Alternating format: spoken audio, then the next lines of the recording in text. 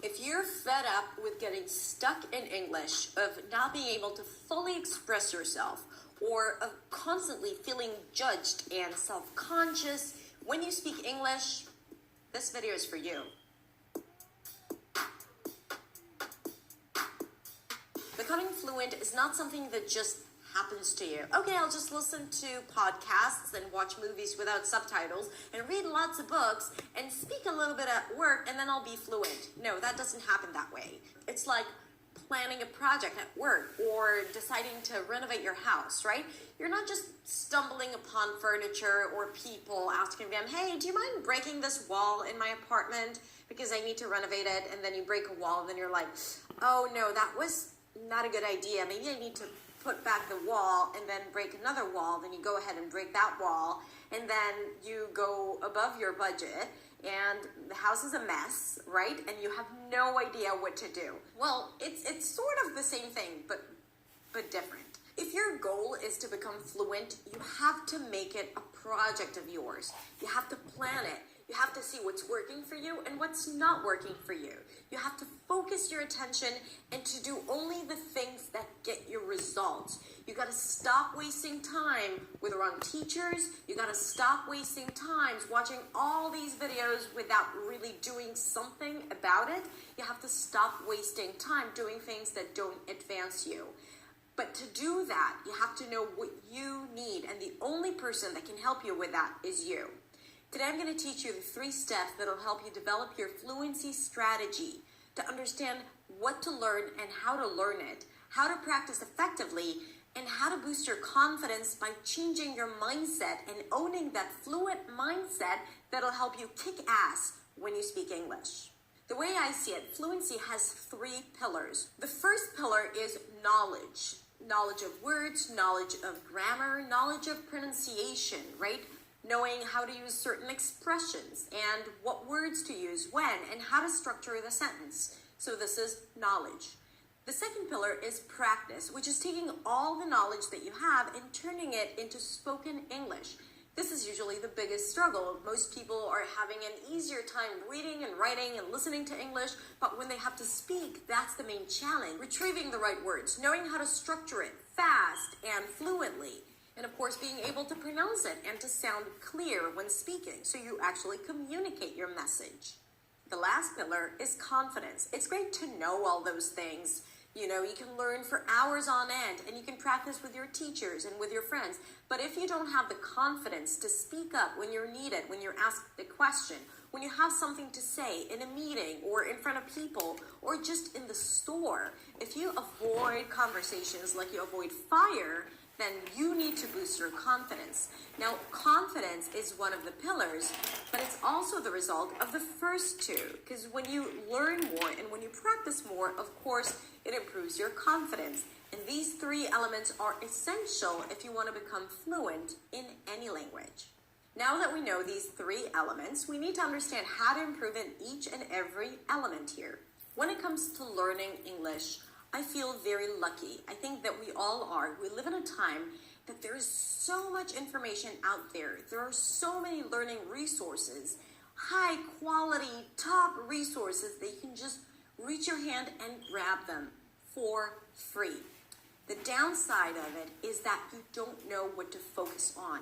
Because if you go and try to learn everything that is out there because you're passionate and motivated, the result is that it can be overwhelming, a waste of time, and sometimes redundant. Let me give you an example. If you still struggle with a past simple tense or present simple, do not go and learn the perfect tenses. Master the basic and most used tenses before you move on to more advanced tenses.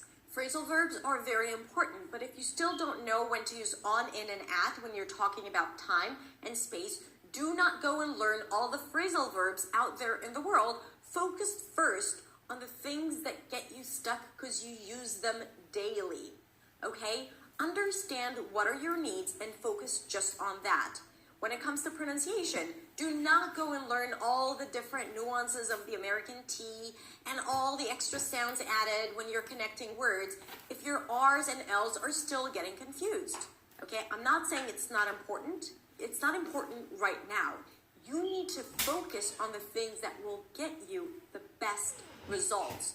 And those things are the most apparent things, the things that you probably want to deal with the least because you're so tired of it or bored with it. But these are the most important elements that keep getting you stuck. And when it comes to vocabulary, don't waste your time learning words that you don't know.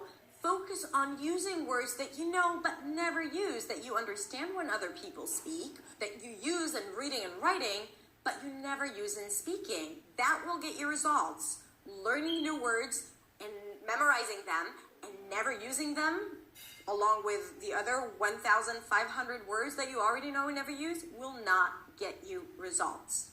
When you're planning your learning roadmap, trying to understand what are the topics that you need to focus on, you have to laser focus on the things, the critical pieces that are missing when you're speaking English, the critical pieces that still hold you back when you speak English.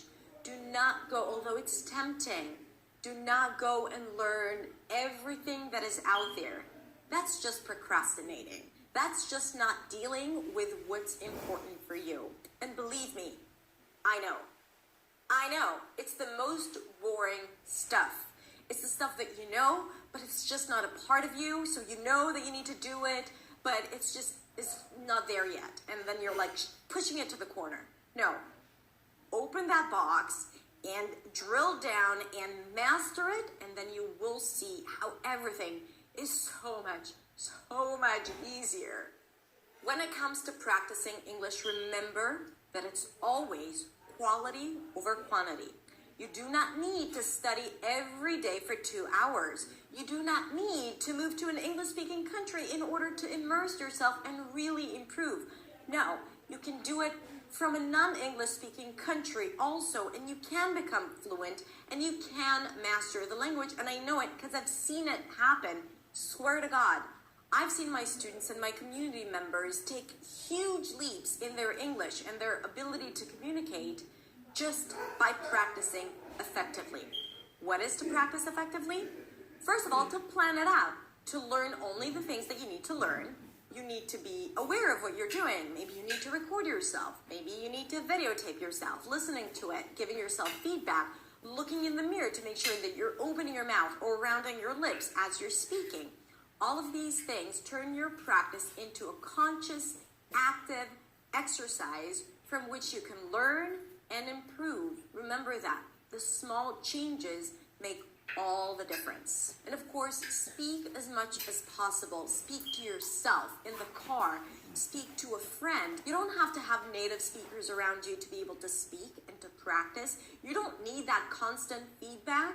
Understand that just speaking, looking for the words, trying to understand how to say it, even if it's when speaking to non-native speakers, it's a great way to improve. In fact, I find that non-native speakers have a much easier time to practice with fellow non-native speakers. They feel less judged, they feel a lot more freedom because they know they're both in the same boat.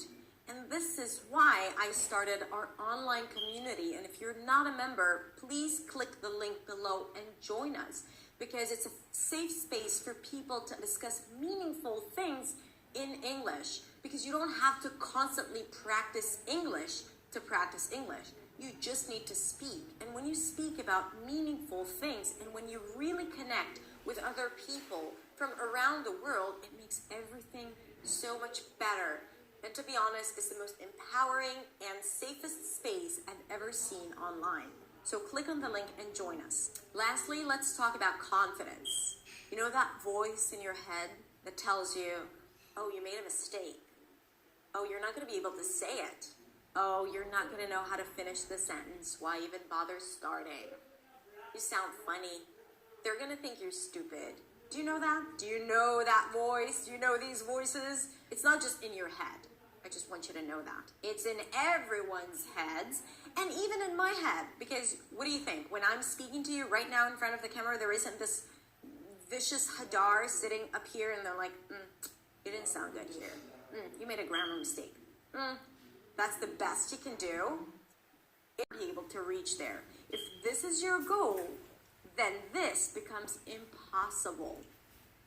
You don't need to sound like a native speaker. Sound like yourself, but your most fluent, expressive, and confident self. That's your goal. Don't try to achieve something that will hold you back. Try to achieve something that will empower you. Really, trust me on that. I know that it's hard to change that mindset because you've been told for years that the only way to become fluent is to sound like a native speaker.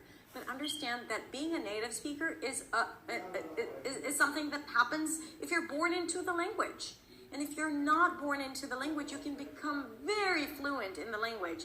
And you can master it, and you can master the accent. I know that. And again, I've done it myself. But I know that the journey is long, and it takes a lot of hard work. And sometimes the goals should be expressing yourself, being fluent, finding the words, sounding clear, even if it's not like a native speaker. Even if people still ask you where you're from, okay? The thing is that you need to be okay with that. You need to understand that what you bring to the table as a non-native speaker is your gift, is your advantage, okay? Don't try to hide it. Don't try to wash out your identity. Become clear, have a powerful voice, say what you have to say. Doesn't matter if it's with an accent, and it doesn't matter if it's with mistakes, which leads me to the second thing, and that is mistakes are okay. Mistakes are the only way to learn. Don't beat yourself up every time you make a mistake. Don't be afraid of making mistakes because that will only result in not speaking. Don't wait till it's perfect to speak. Your pronunciation, your knowledge of English, your thought, okay? Don't wait for you to know exactly what you need to say before you speak. Start speaking. Get stuck. Make a mistake. Ask for help, but speak. Once you're okay with making mistakes, and again, I'm telling you this because I have come to terms with my mistakes, with my grammar mistakes, with my pronunciation mistakes, with my stupid typos in my videos that I don't see because I've been writing words phonetically for years now that I've forgotten how to spell correctly, okay? But I had to become okay with it to be able to make those videos for you. And if you feel that you're benefiting from my videos, then I know that I've done my work. Then I know that I did my job in this world. Because at the end of the day, it's not about being perfect, but it's about communicating with the world and expressing yourself. And it doesn't matter in what language you do that. The most important thing is that you show up. Now, you know that in order for you to make things happen, you have to take action. And this is why I want you to take a few minutes right now and share with us in the comments below two things. One, where do you struggle the most? Is it with knowing what to learn and how to pursue your knowledge? Is it sitting down and actually doing the work, practicing? Or is it confidence? What are the voices that you hear in your head? And then the second thing I want you to do is to write down your game plan. What are you planning to focus on? What are the things that you are going to learn in order to improve? Be as specific as possible, really, the most specific you can be. And then I want you to let us know how much time out of your day you're willing to invest practicing effectively in order to become the most fluent you've ever been. And if you haven't yet, I highly encourage you to join our amazing online community. So I'll post a link to it right here below. I know I'm not objective, but I'm not the only one saying it. It's really the safest, most empowering place where you can share and learn from and create activities. So